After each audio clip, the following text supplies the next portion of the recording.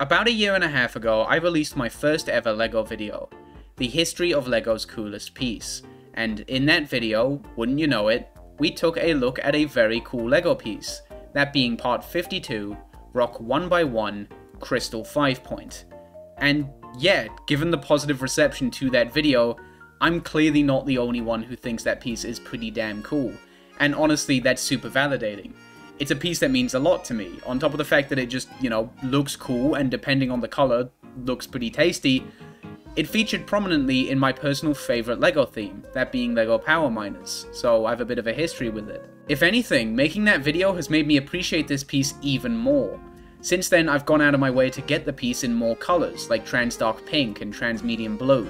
It features pretty prominently in my icon, and since then I've started my silly little habit of giving these pieces out at tournaments and events and such. If you ever find yourself at a UK or an EU Smash tournament, there's a chance you'll walk away with one of these. However, alongside people expressing their affinity for the aforementioned LEGO Crystal, there were quite a few people bringing up an entirely different LEGO Crystal that they were very fond of, and rightfully so. That being this piece, Part 30153, Rock 1x1 Dual 24 Facet. While personally I never had quite the same affinity for this piece as I did for the larger LEGO Crystal, there's no denying that it's an extremely cool and important piece in its own right. I feel like it was a lot easier to end up with this piece in general. For a start, it appeared in over twice as many sets as the other LEGO Crystal, and it popped up in a lot of small sets that, you could actually afford when you were a kid, so I feel like quite a few people actually have these in their collection somewhere. So today I figured it was about time I paid this piece some respect. We're going to be talking about its history, the different colours it's appeared in, and the many appearances it's made over the years in various LEGO sets.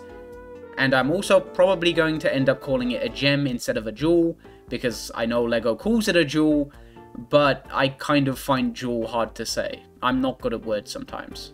However, while this video will primarily be focused on the LEGO gem, since this video is the closest thing I'm ever going to be making to a sequel to my original LEGO Crystal video, I think it's only fair that I talk about some recent developments that have taken place for this piece. I mean, that video came out in 2022, and now we're about a third into the way to 2024.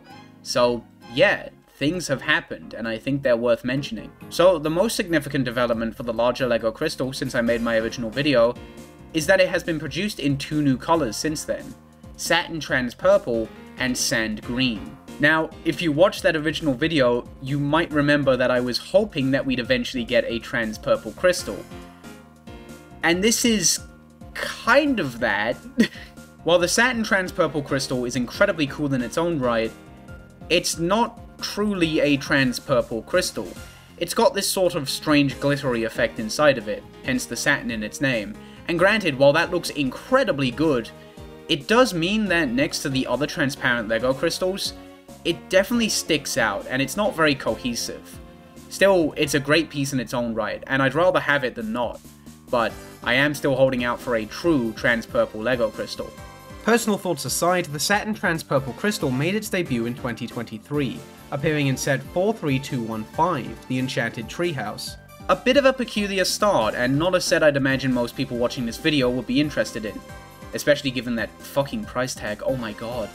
However, cash money aside, one thing that is notable about this set is that it contains 13 Satin Trans Purple crystals, and that's the third highest quantity of this piece to appear in a single set to date, only being beaten out by 2006's Winter Wonder Palace, which contains 14 Trans Medium Blue crystals, and 2009's Grand Carousel, which features 16 of them in metallic gold. As of right now, the Satin Trans Purple Crystal has appeared in 10 sets, 2 in 2023 and 8 in 2024, and a lot of that is thanks to its appearances in the new LEGO Space line.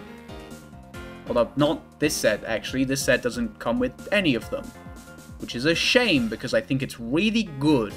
Personally, I'm quite a big fan of the new LEGO Space sets. They're really cool, and they're a great opportunity to pick up some purple crystals. If you'd like to get some yourself, I'd specifically watch out for the Space Hoverbike and the Space Construction Mech. They're 5 and 10 bucks respectively, and each of them come with 2 purple crystals, so keep an eye out. Also, hello, Big Yellow from the future chiming in real quick just to let you know that while working on this video, I was made aware that the Trans Satin Purple Crystal has also appeared in 2 very recent sets, that being the Space Science Lab and the new Dungeons & Dragons set, which, man, I don't know shit about D&D, but this set is so fucking good, dude. And on top of that, it's also going to be appearing in an upcoming LEGO Minecraft set that releases this June. So on one hand, I'm very happy to see this piece popping up more, but on the other hand, I'm fucking tired, dude. I had to re-record like half this video, and now this. LEGO, I love what you're doing, but maybe, you know, maybe just let me know. Let me know. Just take a breather and stop putting cool shit in your sets while I'm trying to talk about it. That's very rude. Also, one thing that I guess I should clarify is that the numbers I'm providing here for how many sets these pieces appeared in might not line up with what you'll find on Bricklink, and the reason why is pretty simple. Bricklink counts some fairly odd things as sets, like individual builds in advent calendars, and like little trinkets that you'd get with magazines and such. For the most part, I tried to cut that out, so we might end up disagreeing on what we actually consider a set, but, you know, I wouldn't worry about it too much, you know, it is what it is. The second new LEGO crystal is the sand green one, which, not counting metallic colours, gives us our second solid coloured LEGO crystal, alongside the yellow one. And yes, as of right now, the yellow crystal has only been used to represent chips, which is still pretty cool. So far, the sand green LEGO crystal has only appeared in a single set in 2023, where it was used to represent trees on a very small scale. A really clever use of the piece in my opinion. However, I regret to inform you that as of right now, this crystal is exclusive to a LEGO Harry Potter set, the Hogwarts Castle and Grounds, a fate that I wouldn't wish upon the worst of LEGO crystals. Fingers crossed we get this piece in literally anything else sometime soon. Hang in there, bud. One last thing I'd like to touch on before we move on to the LEGO Gem is not a recent development for the LEGO crystal, but rather something that I missed in my previous video that I just find absolutely fascinating. And it's regarding the chrome green crystal. Now, everything I said about the chrome green crystal in that video still holds up. It's still the most expensive LEGO crystal, typically fetching around $20 on the aftermarket for a new one or a used one in decent condition. And it only appeared in 2 sets in 1999 under the Spaceport sub-theme of LEGO Town. All of that is still true. But what I completely missed was that these 2 chrome green crystals were the only chrome green pieces LEGO ever produced. Which is so bizarre to me. I don't understand why LEGO was like this. They just produce the most obscure shit in the most obscure colors and then be like, damn, I wonder why we're broke as shit. What happened there? But anyways, that's enough yapping about this thing that this video is not even supposed to be about. So, let's move on to our new best friend, Rock 1x1, Jewel 24 Facet. Now you might be wondering, why the fuck is it called that? And it's very simple. A facet refers to one side of a multi-sided object, specifically a gem. And wouldn't you know it, this is a gem, and how many facets does it have? 26. Unless you don't count the bar on the bottom that a minifigure would hold, then it is actually 24. I'm sorry. Anyways, the LEGO Gem made its debut in 1998, appearing in 2 different colours in 13 different sets. That's a whole 3 years after the larger crystal made its debut in 1995, and I'm sure there's like at least 1 or 2 weird crystal elitists out there going like, hang on a minute, crystal I like came out a whole 3 years before crystal I don't like. That means my one is cooler and more definitive, I guess. And that's just very silly, there's no need for that. I mean, first of all, you can attach the 2 together in a beautiful instance of Forbidden Crystal Yuri. So there's that. Both of them are beautiful and badass in their own way, there's just no need for that kind of behavior. Another thing that you have to consider is that the only larger crystal we got in 1995 was the chrome silver one, and it wouldn't be until Rock Raiders in 1999 that we got the arguably more iconic and tasty looking Trans Neon Green one. The gem, on the other hand, was available in Trans Neon Green in its debut year. In fact, funnily enough, the gem has actually, to this day, only ever been released in transparent colours. We've never gotten a solid coloured or a metallic coloured gem, which is honestly really cool. It means a full collection looks really clean and cohesive. Some of the like metallic and solid colorations of the other crystal are quite charming, but I can definitely see the value in both. Also, in case you were curious if or how LEGO crystals were represented before either of these pieces were introduced, they would typically just use these little 1x1 pips in transparent colours, which is honestly really charming in its own right. Hey, maybe these are the first LEGO crystals. Who's to say? To me, the trans neon green gem is maybe the most iconic one, mainly thanks to its inclusion in LEGO Mars Mission in 2007 and 2008, which I would assume is where a lot of people know this piece from. However, while it is one of the first LEGO gems appearing in 1998, it's actually one of the less common variations of this piece, only appearing in 85 sets from 1988 to 2022. While this piece did make its debut in 1998, it actually only appeared in a single set that year, that being set 6045 Ninja Surprise, where it was a gem, just used as treasure really. This is by a mile the most common utilization of this piece, which isn't very surprising, although every now and again they did find other creative uses for it, such as lights, lids on a bottle, or even eyes like in set 4797 Ogle Mutant Killer Whale.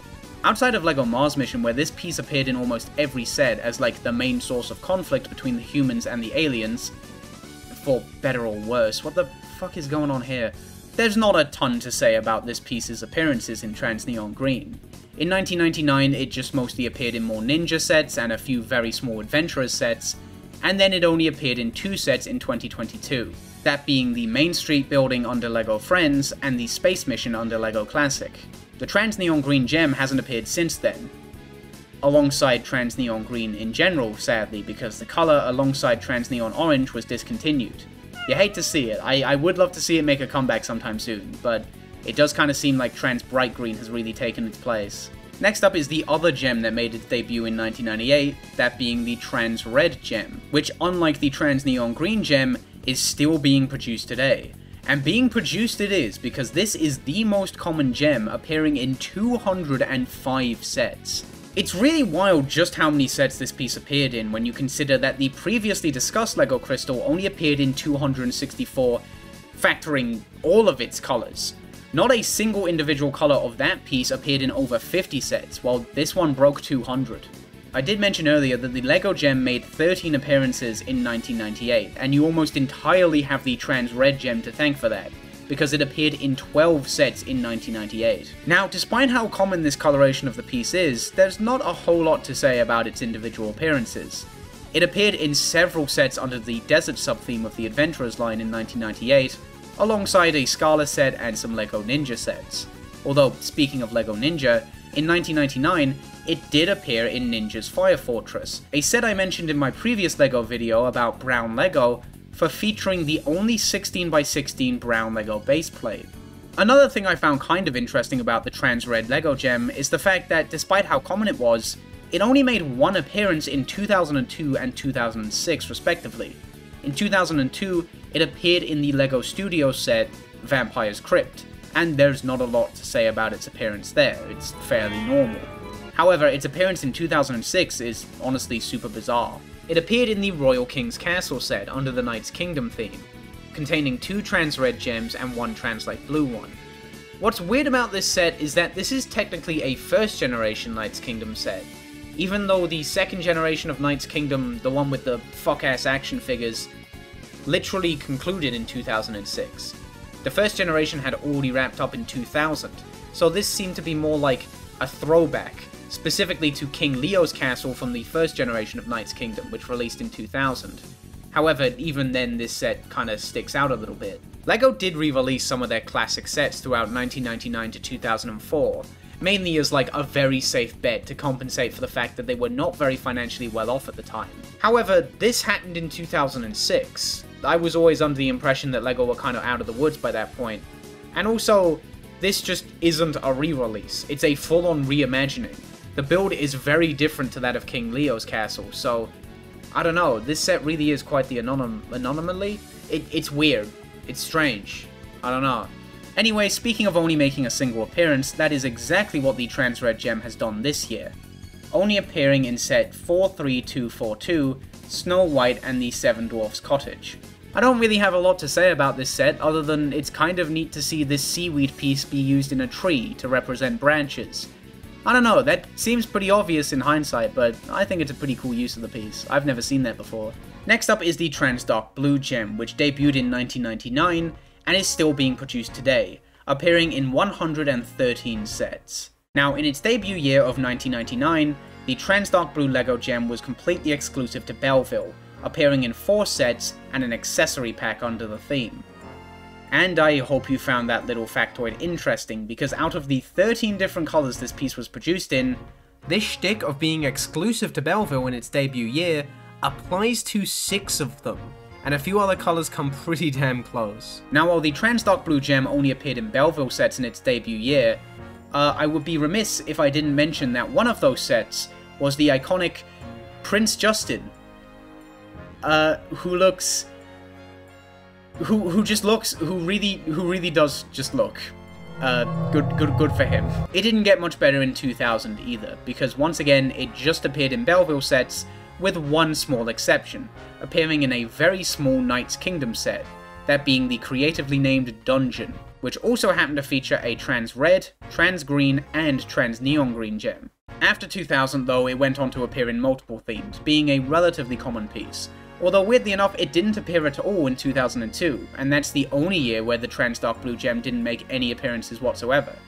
However, now that we've discussed the trans neon green, trans red, and trans dark blue gem, we've covered every colour of this piece to appear in LEGO Power Miners. And now, I have to fucking yap, cause this grinds my gears. So yeah, if you couldn't tell from the beginning of this video, or like pretty much any of my other LEGO videos, I kinda fuck with LEGO Power Miners heavy. However, I do still have a lot of respect for LEGO Rock Raiders, even though I don't own any Rock Raiders sets myself. And there are a few things that I think LEGO Rock Raiders does just do better than LEGO Power Miners, like world building, a better focus on terrain-based builds, a focus on alternate models, but one thing I will absolutely give Rock Raiders over Power Miners is crystal consistency.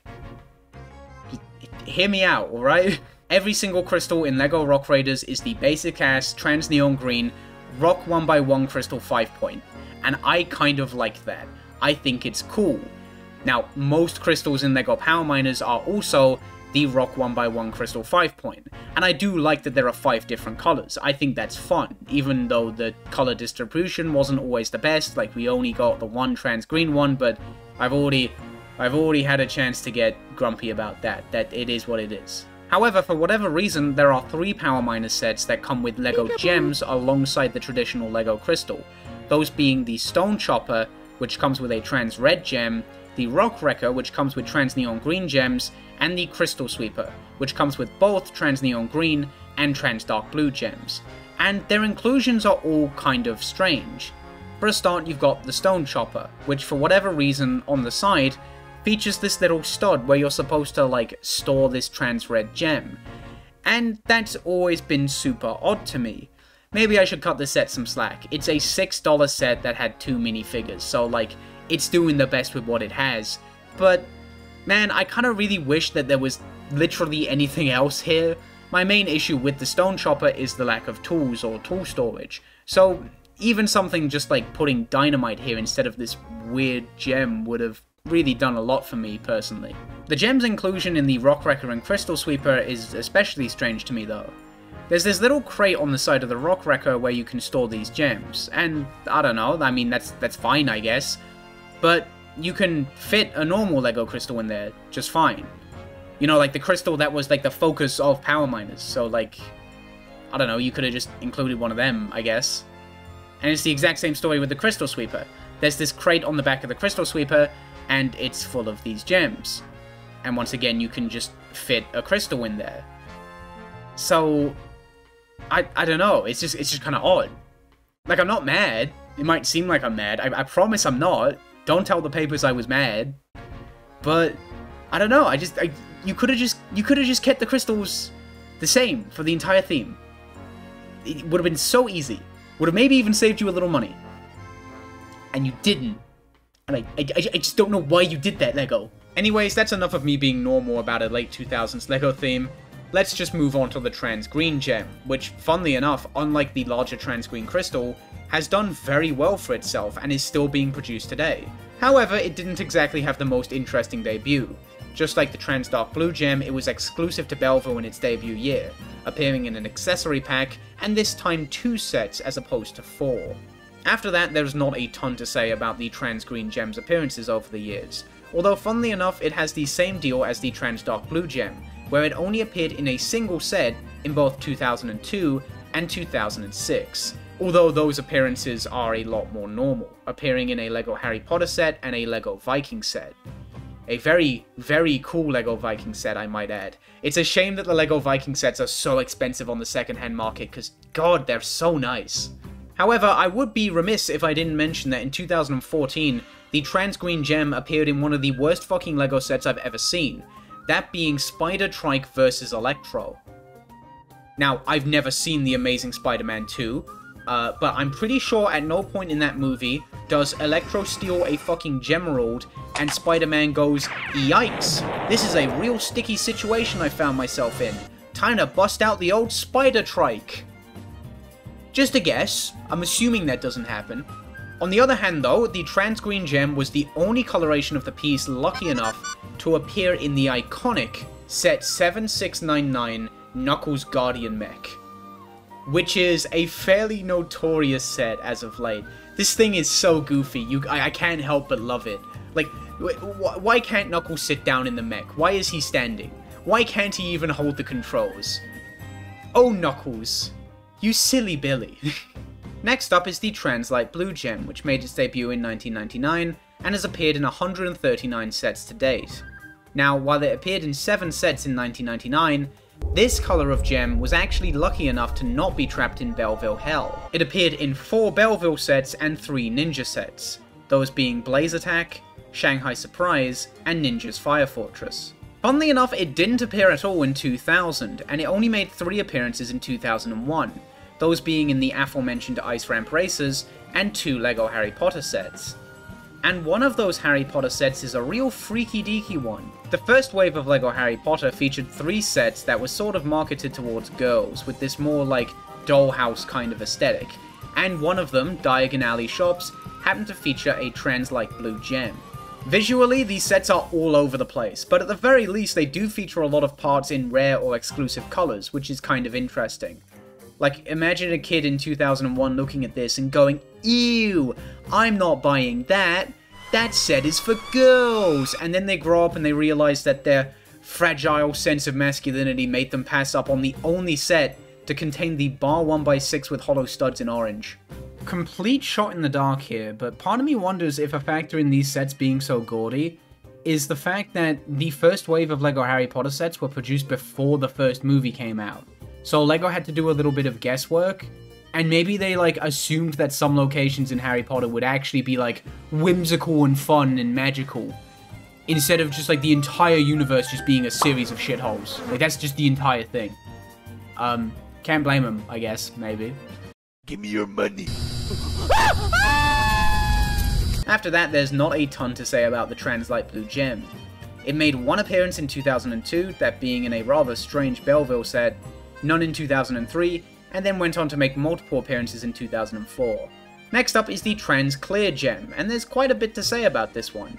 This is the first gem we've talked about to make its debut in 2000, and in 2000 it appeared in 3 Belleville sets and nothing else. How exciting. However, what's kind of interesting is that after that debut in 2000, the piece wouldn't appear again until 2005, and even in 2005, it was still stuck in Belleville. The Trans Clear Gem wouldn't appear in a non-Belleville set until 2007, appearing in the Shipwreck under LEGO Aqua Raiders. This set is actually quite interesting when it comes to gems, because it contains 7 different colours of gem, that being the Trans Dark Blue one, the Trans Red one, the Trans Yellow one, the Trans Green one, the Trans Light Blue one, the Trans Dark Pink one, and a Trans Clear one. As tempting as it is to recommend this set to gem enthusiasts, unfortunately this was the only limited edition Aqua Raiders set, and as a result it's selling used for about 4 times its original retail price. So maybe give this one a miss. Maybe the most iconic appearance of the Trans Clear Gem was on Mr. Gold's staff. Mr. Gold was a very, very limited edition minifigure created to celebrate the 10th series of minifigure blind bags. Thanks to his incredibly limited release, Mr. Gold fetches ludicrous prices on the aftermarket. The cheapest one I could find right now was selling for just under €5,000, and if you want his iconic certificate or a good condition bag, you're going to be looking at anywhere from €8,000 to €10,000. It's kind of wild. This is probably the most expensive LEGO gem out there, and it could actually give some, like, real-life expensive gems a run for their money in terms of cost. It's pretty crazy. One last interesting quirk of the Transclear gem is that it's made more appearances in a single set than any other color of gem. Kind of. I previously mentioned 2009's Grand Carousel for featuring 16 metallic gold crystals, more than any other set. However, the Grand Carousel also features 64 Transclear gems, which is pretty wild. That is the highest amount of gems to appear in a single set. So, I don't know, if you wanted 64 Transclear gems, that is a way of getting them, I guess. Next up is the Trans Yellow gem, which appeared in 94 sets total, and surprise surprise, was exclusive to Belleville in its debut year, appearing in 2 sets, and then completely taking a hiatus until 2003. Although when 2003 did come around, it had a fairly interesting comeback, appearing in 9 sets total, with 7 of them being under the Orient Expedition sub-theme of LEGO Adventurers. Right after that, it sort of made another hiatus, because it didn't appear in 2004 or 2006, although it did make a very interesting appearance in 2005, with 4 of them appearing in a LEGO Viking set, that being set 7017, Viking Catapult vs the Nidhogg Dragon. The interesting thing about this appearance is where the gems are contained, as they're inside this dark bluish grey chest, a completely exclusive piece, and very interesting in general. You almost always see this chest piece in brown or reddish brown, so this is quite cool to see. Honestly, my favourite part of the Trans Yellow gem is the fact that it exists at all, because we never got the larger crystal in Trans Yellow, even though we really fucking should have. I know I already went off about this in the last crystal video, but I'm still not over it. In the 2010 LEGO Power Miners set, Fire Blaster, we got a Trans Yellow rock monster. And looking at the box art, you would think we would have gotten a Trans Yellow crystal. And we fucking didn't, because we got a Trans Neon Green one. Which just, they're fucking different! Next up is the Trans Dark Pink gem, which appeared in 143 sets total. This piece was almost entirely regulated to Belleville for 7 years, although funnily enough it actually wasn't exclusive to Belleville in its debut year, as it also made an appearance in a LEGO Scala Polybag. The only other non-Belleville sets it appeared in before 2007 were 3 LEGO Harry Potter sets, and wouldn't you know it, 2 of the 3 were those goofy dollhouse kinda ones. The ones with the goofy air color scheme that could give that one zone in Knuckles Chaotix a run for its money. It finally escaped Belleville in 2007, appearing in 2 LEGO Aqua Raiders sets, the aforementioned Shipwreck and Tiger Shark Attack. There is one last very peculiar appearance of the Trans Dark Pink gem that I'd like to discuss before moving on. I did mention that 2009's Grand Carousel contains more gems of a single color than any other set, and depending on your definition of set, that is true, but there's technically a thing that contains more gems than it. You see, the 2013 and 2022 renditions of the Serious Play Identity and Landscape kits each contain 80 Trans Dark Pink gems. Now, I wouldn't feel entirely comfortable calling these sets, as they're very much not aimed at your average consumer.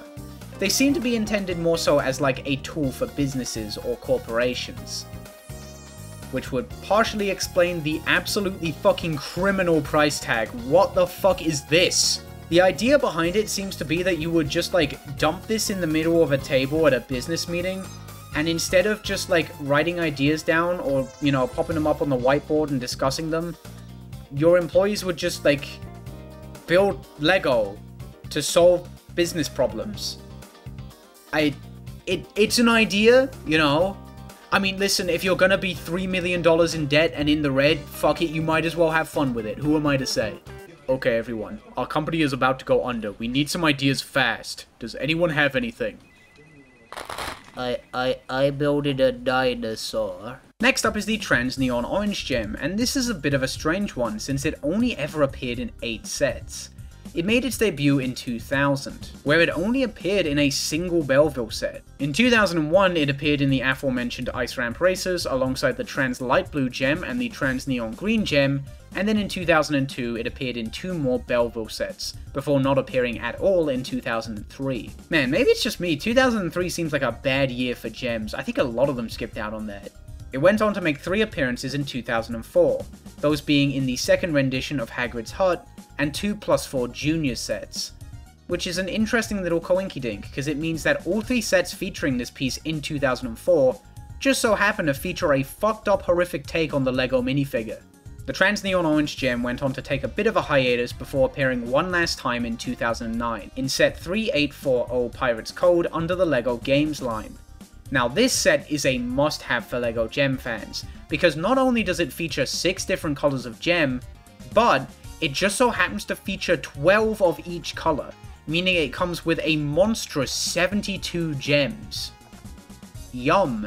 Next up is the Trans Medium Blue Gem, which, if not for one kind of potentially funny quirk, could have very easily been the absolute most boring gem out of the lot.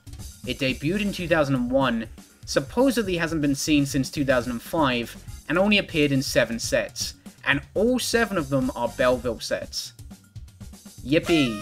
Now, what's a little interesting about the Trans Medium Blue Gem is that on Bricklink it's listed as supposedly having appeared in certain releases of 708 Viking Ship Challenges the Midgard Serpent and 853176 Skeleton Mummy Battle Pack. Funnily enough, I also had to mention this Viking set in the last LEGO video, as on Bricklink, certain copies of it were listed as having brown ores instead of reddish-brown ones, despite the fact that by this point in time, the old brown had been discontinued. Now, as interesting as this is to think about, I unfortunately couldn't find anything backing it up other than Bricklink, which is a bit of a shame. Bricklink is a phenomenal resource, but you do have to take things like this with a grain of salt sometimes. Still, it's kind of fun to think about, and the Trans Medium Blue Gem needs something like that, because since Trans Medium Blue hasn't been seen since 2018, it's not looking like we're ever going to see another one. Next up is the Trans Purple Gem, which debuted in 2003 and has appeared in 46 sets since then. Now, minus a single appearance in a LEGO Harry Potter set, and unfortunately, not one of the funny goofy ones, this piece was completely exclusive to Belleville from 2003 to 2005. And unfortunately, instead of getting to immediately hit hot new themes after 2005, it went on a bit of a hiatus. The longest hiatus out of any LEGO gem actually, because it didn't appear again until 2015, where it appeared in 3 LEGO Ultra Agent sets and a LEGO Elf set. After 2015, the Trans Purple Gem went on to have a real normal one, making multiple appearances in multiple sets every single year. Except this year, funnily enough, because it's yet to make an appearance in a 2014 set. Wait, what the fuck did I just say? But yeah, despite the fact that Trans Purple is very much still in production, we haven't seen this piece in a set this year, which, in my opinion, is just because it's taking a bit of a break, so that the normal Trans Purple Crystal can make its debut in 2024. Right? Bad news, everybody. Big Yellow from the future chiming in to let you know that I'm afraid the Trans Purple Gem has snuck its way into a 2024 set. And wouldn't you know it, it's that fucking Dungeons and Dragons set again. Just like the Trans Satin Purple Crystal. It unbelievable. Unbelievable. So, yeah, we gotta twist some numbers around here and pour one out for our good friend, the hypothetical Trans Purple Crystal. One of these days we'll get him. Next up is the Trans Orange Gem, which is the least common colour of this piece by a substantial margin, only ever appearing in 2 sets. Now, this is kind of interesting even of itself, because it means no colour of this piece has only ever appeared in a single set, unlike the larger crystal. On one hand, that's kind of interesting, but on the other hand, it means we don't have anything quite as funny as the flat silver larger crystal, only ever appearing in a Cars 2 set, and being used as the Car Queen's crown. I don't know, I just thought that was kind of funny, honestly. Anyways, as for the 2 sets this piece appeared in, it featured in 3849 Orient Bazaar under LEGO Games in 2010, and set 7977 Seabed Strider in the final wave of LEGO Atlantis in 2011. Funnily enough, this is a weirdly similar history to the trans orange crystal, which was completely exclusive to power miners, minus its appearance in the Orient Bazaar under LEGO Games. Which is kind of ironic. It's weird that LEGO Games is so important to the history of these LEGO crystals. Because this shit is not a game to me. Lastly, we have the most recent addition to the gem family, the Trans Bright Green gem, which made its debut in 2016 and has appeared in 26 sets since. It was initially exclusive to the LEGO Elves line, but come 2018 it began to appear in other themes, and since then it's been doing just fine for itself. Notably, it only made a single appearance in 2021, appearing in the LEGO Creator Medieval Castle, which I'm mostly only mentioning because I think this set is really cool and I wish I had it. I'm a sucker for castles, what can I say? One thing that's kind of interesting about the Trans Bright Green gem, however, is that alongside the Trans Orange gem, it's the only gem to appear in less total sets than the larger crystal of the same colour, with the larger Trans Bright Green crystal appearing in 35 sets, and the Trans Orange crystal only appearing in 5. So, that pretty much wraps things up. We've talked about all 13 colours of gem that have been officially released by LEGO over the years, and honestly, I had a lot of...